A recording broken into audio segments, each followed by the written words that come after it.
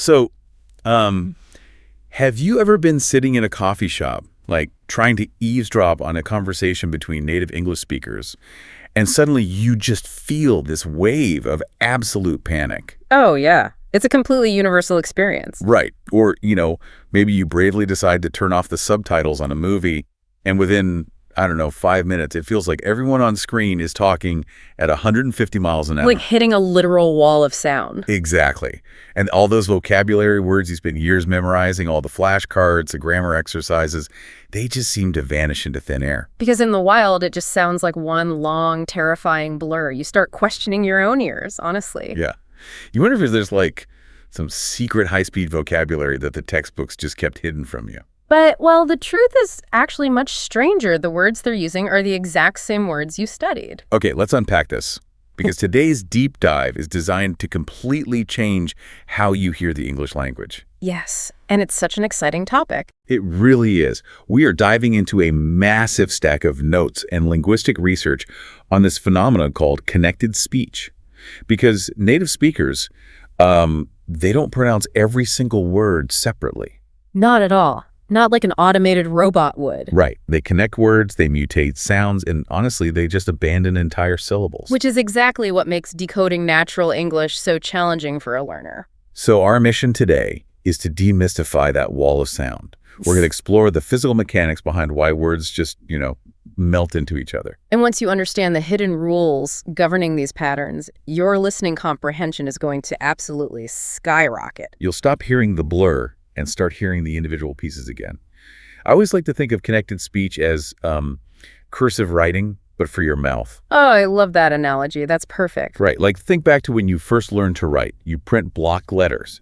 You physically pick up the pen from the paper after every single letter. Which is exactly how we are taught to speak a new language. One distinct, carefully crafted word at a time. Exactly. But native speakers, they're speaking in cursive. The pen never lifts. The tail end of one word is already like flowing continuously into the starting loop of the next word.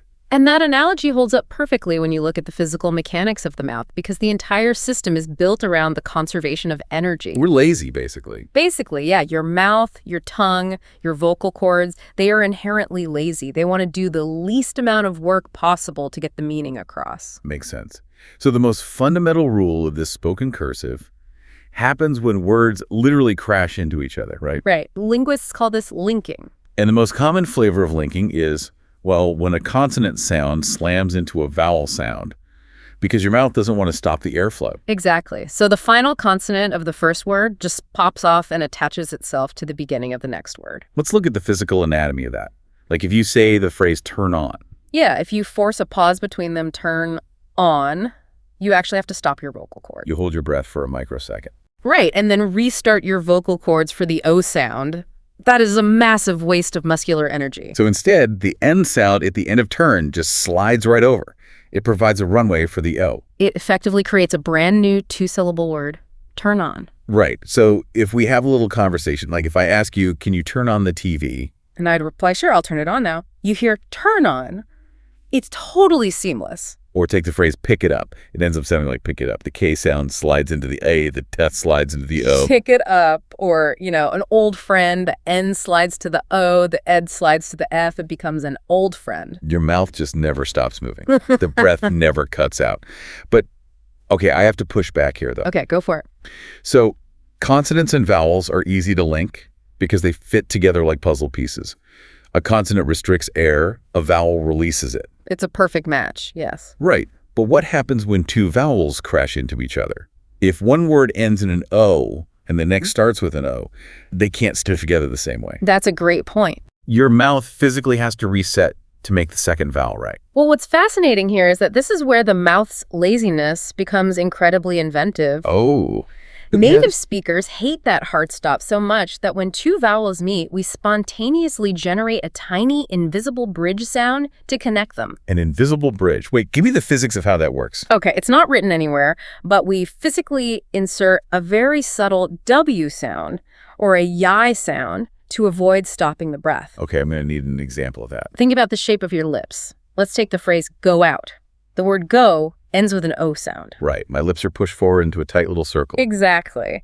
And the next word, out, begins with an ow sound, which requires your mouth to open wider. Okay, yeah. As your lips move from that tight circle to the wider shape, while pushing air out, they naturally create an ow sound. Wow, okay. Let me try that. Let's go out. Let's go out after work. See?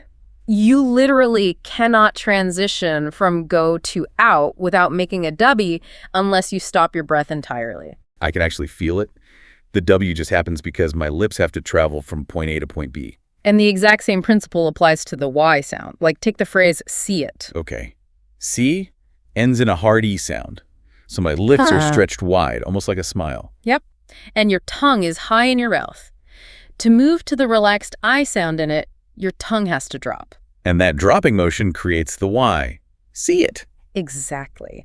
That physical dropping motion while pushing air generates a Y sound. So in a sentence, I need to see if I'm free, or do it becomes do it. The mouth is basically just building its own on-ramps and off-ramps to keep traffic moving. That is wild. But linking is really just adding glue between words. Things take a darker turn when the connection gets so tight that parts of the words actually get crushed and disappear. Yeah, we call those the casualties of connected speech. The casualties. I like that.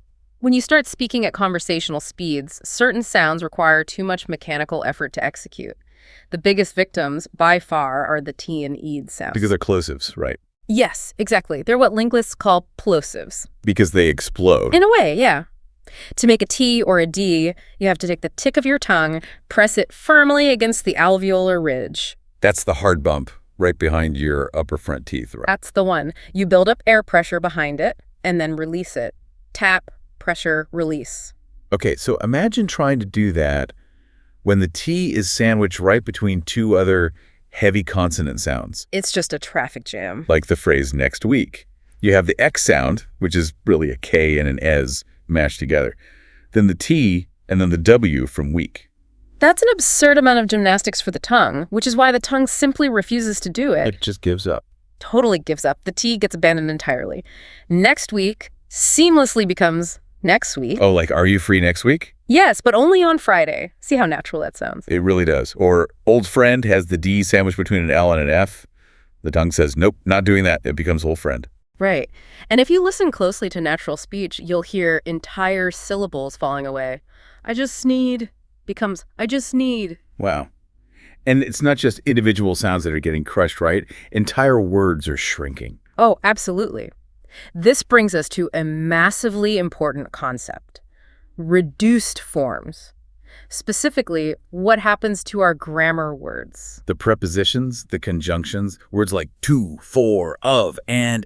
Exactly. When you look them up in a dictionary, they have full, rich vowel sounds. But in natural speech, they get squashed down to these weak microscopic grunts. Like to becomes tu. For is for. Of is a for, or just oh, and is just an N sound. And to understand why this happens, we have to talk about the heartbeat of the English language. A heartbeat. I love that. English is a stress-timed language. This is fundamentally different from a syllable-timed language like Spanish or French. All right, where every single syllable gets roughly the same amount of time and emphasis. Exactly. If you listen to Spanish, it sounds almost like a machine gun. Da, da, da, da, da. Yeah. Every vowel gets its full day in court.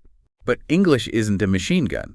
English is, what's a jazz drum beat? A perfect way to frame it.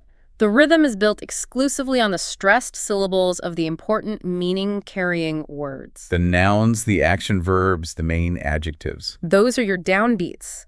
And the rule of English rhythm is that the space between those heavy downbeats must remain roughly equal. No matter how many tiny grammar words are shoved in between them. Exactly. Okay, but wait. Isn't it sloppy to just swallow all your grammar words like that? Shouldn't learners try to pronounce every word clearly? That's a super common question, but actually no. It's not laziness, it's about that rhythm. If you stress the tiny grammar words, it actually sounds robotic and unnatural. Huh. So if I have a sentence with two big nouns, and I suddenly stuff three prepositions between them, I have to speed up and squash those prepositions just to keep the beat steady. You are forced to crush them.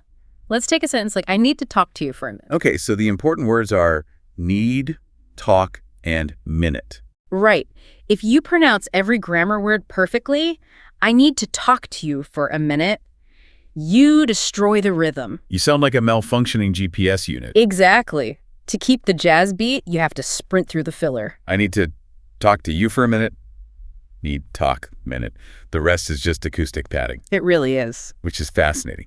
But if the grammar words are getting crushed just to maintain the beat, what happens when we throw emotion into the mix? Oh, this is where it gets really interesting. Right. What happens when native speakers are stressed or in a rush or feeling a sense of absolute urgency? That is where the language physically transforms. When you combine the natural rhythm of English with a sense of urgency, the obligation words get squashed the hardest. The obligation words.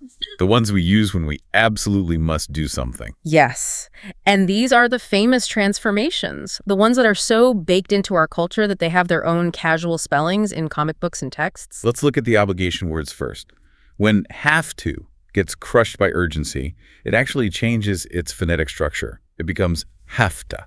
Let's look at the science of why that happens. It's a process called assimilation. Assimilation. Okay, break that down for me. So have ends in a V sound, which is voiced, meaning your vocal cords are buzzing. Right, V, V, V, V. And to starts with a T sound, which is voiceless.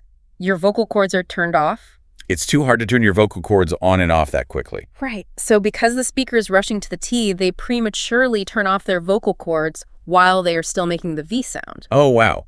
And a V sound without the vocal cords buzzing is an F sound. Exactly. So have to T physically morphs into have to, I have to leave soon. She has to finish a project. And the most urgent one, gotta, gets flapped into gotta, I gotta run. It's pure linguistic survival. But it's not just obligation, right? The casual desire words get this treatment too. Want to universally becomes wanna. Oh yeah, I want to take a short break. And of course, the king of them all, going to, becoming gonna. I'm going to review my notes. Yes, but, and this is a massive red flag for learners, we have to be careful here. Yes, we spotted a critical exception in the sources for this. This is a trap that is incredibly easy to fall into. You cannot universally swap out going to for gonna. No, you absolutely cannot. And the rule behind it is brilliant because it proves that meaning still dictates stress. Gonna is strictly reserved for future intention, things you plan to do. Like, I'm going to read a book. Right. But if going to refers to physical movement to a place, it cannot be reduced. You must keep it clear and say, I'm going to the store. And why is that? Because in the phrase going to the store, the word going is your primary action verb. It is the downbeat of the jazz rhythm.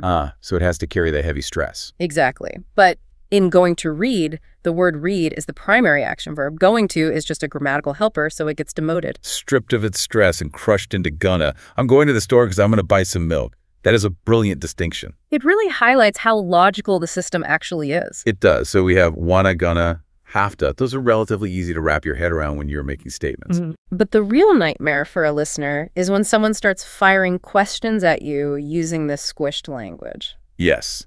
If we connect this to the bigger picture, this brings us to the phenomenon of palatalization. Palatalization.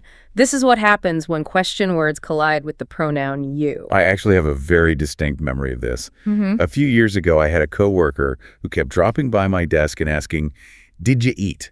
Did you see that memo? Did you go to the meeting?" Oh, no, let me guess. Yeah, for an embarrassingly long time, I thought he was referring to a guy in accounting named Didya. That is hilarious, but it's the perfect example of palatalization. It took me weeks to realize he was saying, "Did you?" So when the did sound at the end of did crashes into the y sound at the beginning of you, a physical compromise happens in the mouth. Walk me through the mouth gymnastics there. What is the compromise? Well, to make a did, your tongue is tapping the roof of your mouth. And to make a y, the middle of your tongue raises up toward the hard palate. When you try to do both simultaneously at high speed, the air gets forced through a different channel. And that creates a J sound. Exactly. Did you physically forces the creation of a J. Did ya? Did you eat? And the exact same thing happens with would and could. Would you becomes would ya. Would you help me? Would you becomes could ya. Could you repeat that? And if the word ends in a T, like don't, the T crashing into the yay creates a chi sound. Oh, like don't you becomes don't ya. Exactly. But the absolute masterpiece of mouth gymnastics, the one that baffles learners more than anything else, is what happens to the phrase, what do you? Oh, this one is famous. Right. 4 distinct words, 2 hard plosives, 3 vowels. And we somehow boil it down to basically one sound. What do ya? what do you mean? Or what do you want to do tonight? How on earth does what do you become what do ya? It's a cascading failure of syllables, honestly. The T in what turns into a soft flapped D. Okay, then the word do is completely stripped of its oo vowel, becoming just a dead attached to the previous word. And the U reduces down to a lazy ya. Put it all together, and what do you collapses into would I? It's honestly beautiful in a weird way. Add in all the daily fillers, the little phrases we use constantly, and you have an entirely parallel vocabulary. Oh, the fillers are everywhere. Like sort of becoming a lot of to a lot of. If it becomes lemmy, gimme becomes gimme. And out of becomes outa. We're out of coffee. You really start to see how much we squash everything. Okay, so we've just handed you, the listener, a massive dictionary of squished English. Yeah. But how do you actually use this without forcing it and sounding totally unnatural? Which brings us to the learner's playbook. And there's a golden rule found in all of our research today. Drum roll, please. The rule is, connected speech is far more important for listening than for speaking.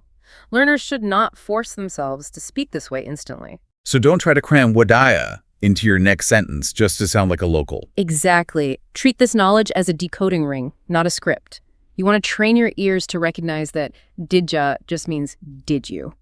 But when you open your mouth to speak, your primary goal should still be clarity. Speak clearly first. Think about it. Native speakers connect these words because their mouths have spent decades seeking out the most efficient muscular pathways for these specific phonetic combinations. Right, it's muscle memory. If you try to force that slang without having the underlying rhythm built in, it usually sounds completely unnatural. So what's the best practice method then? Well, the suggested technique is to listen to slow English, like, I want to go home, or let me check the time, and then immediately listen to the natural connected version. Like, I want to go home, let me check the time. Exactly. Contrast them back and forth. Train your ear. As you get comfortable with the physical mechanics of clear English, the words will connect naturally on their own. Because your tongue will start getting lazy, in the exact same way a native speaker's tongue gets lazy. Precisely. So what does this all mean? Let's recap. We covered linking consonants to vowels, like turn on. We looked at linking vowels to vowels with those invisible W and Y bridges. We found out why the T's and I's go missing in action, the casualties of speed. Right. And we explored the shrinking grammar words, plus the famous transformations. Wanna, gonna, hafta, didja, kinda, lemmy, and outa. It really gives you a profound new respect for the acoustics of the language. It stops being a wall of sound and starts being a symphony of efficiency. That's a great way to put it. And I want to leave you with a final thought to mull over, one that stretches beyond just learning the language today. Oh, what's that? Well, we've spent this entire deep dive talking about how these words squish and mutate in modern speech.